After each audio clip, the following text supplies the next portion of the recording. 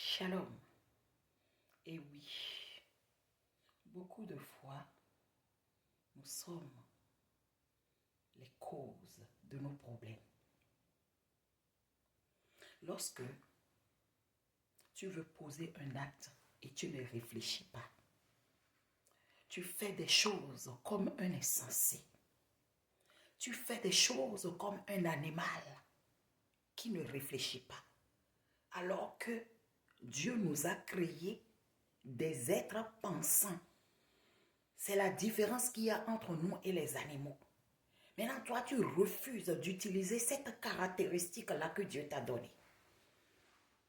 Et te voilà dans des difficultés. Te voilà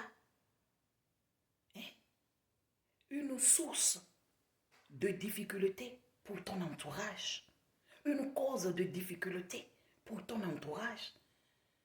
Alors que tu pouvais l'éviter en réfléchissant avant de poser des actes. Yes. Le centre de tout acte est le système nerveux. Il envoie des signaux. Lorsque tu dois agir, c'est comme ça que ça se passe. C'est comme une ligne linéaire, une ligne ou bien c'est linéaire, ou bien un cercle qui a des étapes qu'il faut respecter. Lorsqu'une étape est brisée, c'est que tu auras des difficultés. C'est ça. Lorsqu'une étape est coupée, tu auras des difficultés. C'est de ça qu'il s'agit.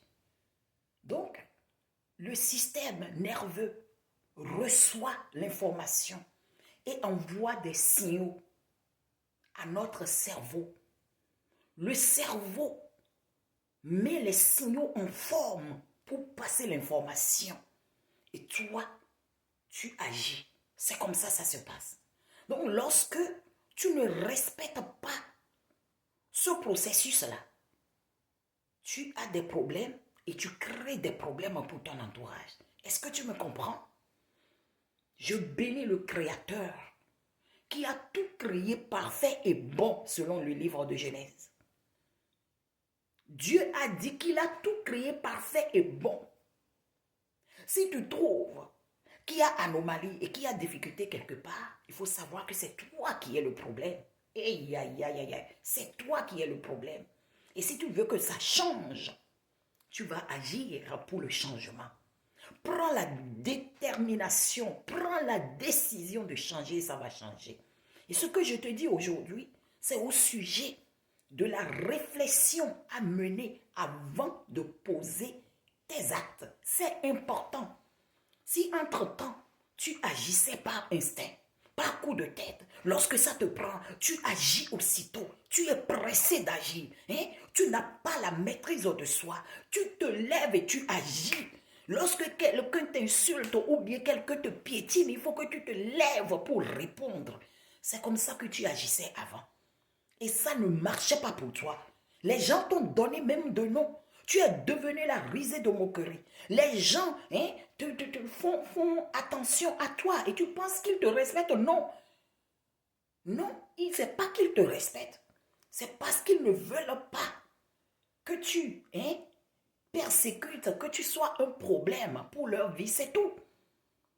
Ce n'est pas comme ça que le respect se manifeste, s'il te plaît. Les gens te craignent de la mauvaise manière. Tu es devenu comme un loup pour tout le monde. Parce que tu ne réfléchis pas avant d'agir. Si tu réfléchissais avant d'agir, tu devrais savoir que aller commettre l'infidélité, c'est mettre tes enfants, ta femme ou bien ton homme en danger. Mais oui, parce que celui auprès de qui tu as commis la chose, ou bien celle-là, elle t'est favorable, elle est favorable à l'acte. Donc elle va vouloir te posséder en entier. Elle va vouloir que tu sois pour elle ou bien pour lui si c'est l'homme, parce que c'est dans les deux cas. C'est dans les deux cas. L'homme ou la femme peut commettre l'infidélité. Lorsque tu commets, ne sais-tu pas les dangers que toi-même tu cours d'abord? Les dangers de maladies, transmission de maladies sexuellement transmissibles. Sexuellement transmissibles. Parce que on n'écrit pas ces maladies sur des gens. Il y a des gens qui sont asymptomatiques, alors qu'ils sont des vecteurs de transmission dangereux. Est-ce que tu écoutes?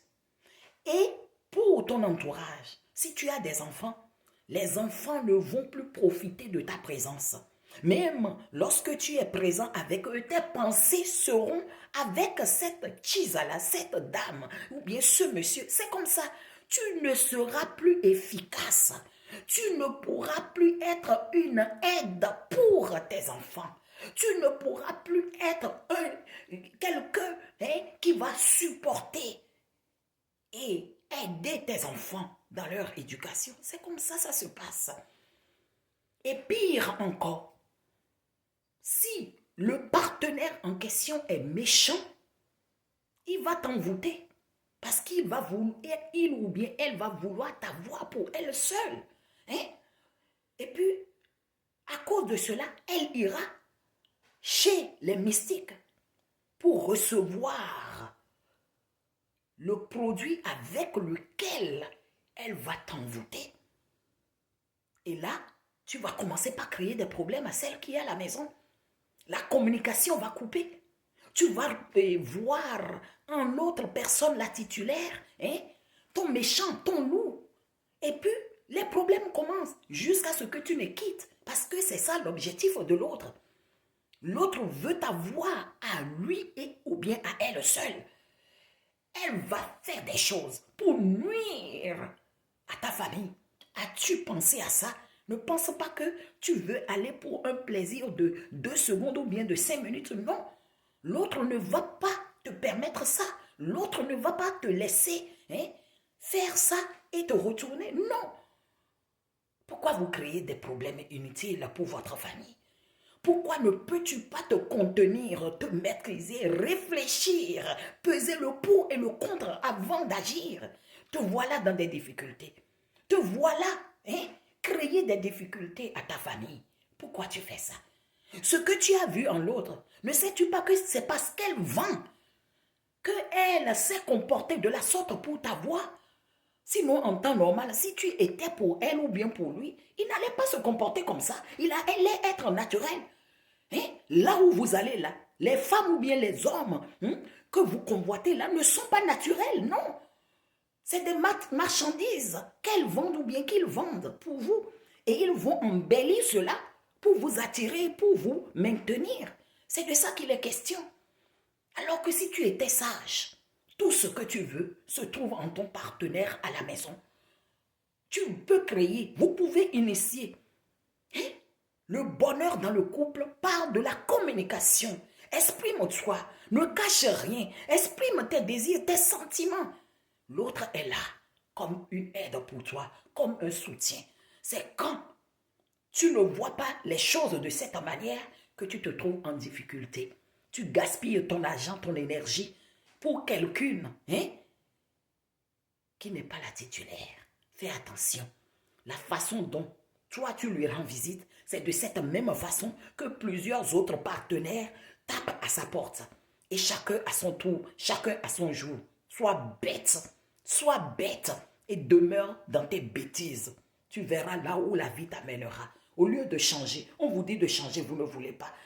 Vous pensez que Dieu est bête en vous disant de garder votre fidélité à une seule personne. Allez-y lire les commandements de la Bible. Ce n'est pas normal, ce n'est pas sérieux. Ne sois pas un problème pour les autres. Sois plutôt une bénédiction. En tout cas, que Dieu vous bénisse. J'ai fini. Partagez. Abonnez-vous. Envoyez vos commentaires, vos sujets de prière. Et il me fera plaisir d'intercéder pour vous.